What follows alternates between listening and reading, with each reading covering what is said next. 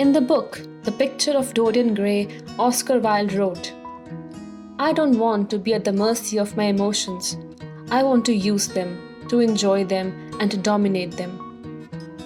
Hello listeners, welcome to the new episode of Calm Sage Podcast. In this week's episode, we'll discover the signs of emotional numbness and how to overcome it. So let's begin.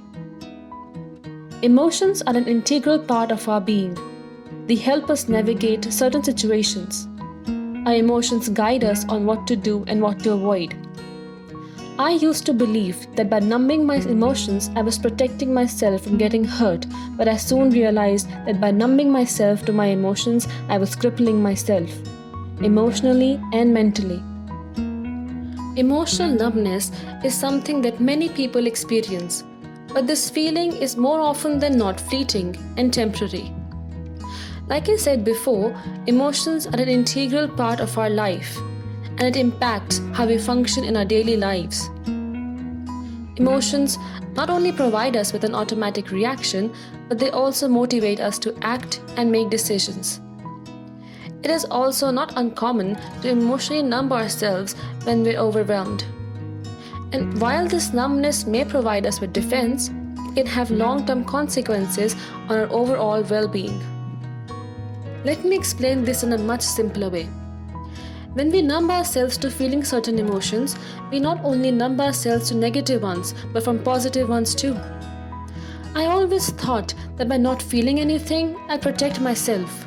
But in the long term, I realized that by doing so, I was hurting myself to a point where I wasn't able to understand my feelings at all. Emotional numbing not only blocks your negative and positive emotions, but it also takes away your ability to engage in conversations, social interactions, and interest in activities that you once enjoyed doing. But how do you know you're emotionally numbing yourself? The symptoms of emotional numbness are when you start feeling detached from others, when you're unable to access your feelings, when you experience anhedonia, a condition that causes you to lose interest in things you once enjoyed doing, and when you start to prefer being alone than in the company of others. This feeling of numbness can be a result of emotional or physical pain. To avoid getting hurt again, it is common for people to detach themselves emotionally from certain situations and people.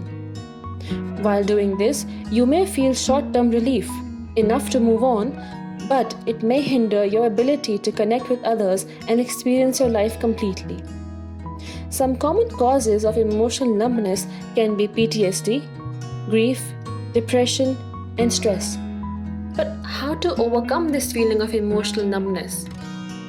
The first step you need to take is to put a name to your emotion.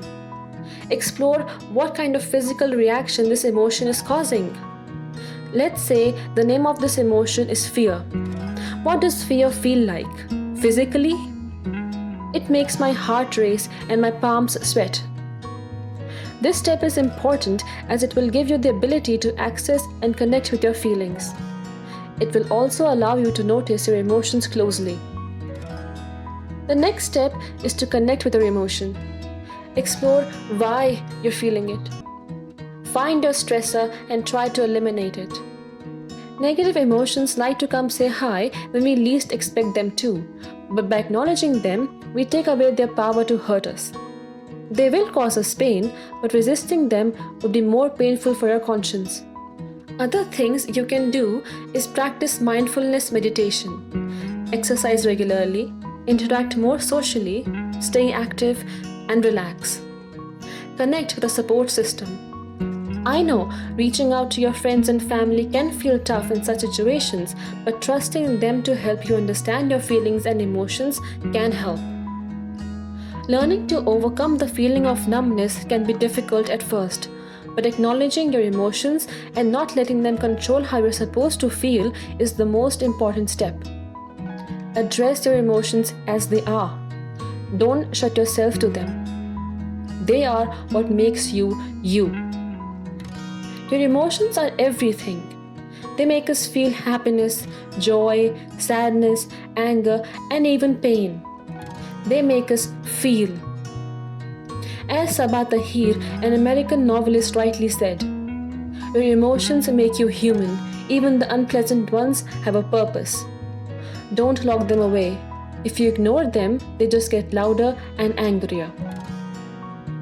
Until next time, stay healthy, stay safe, and keep feeling happy.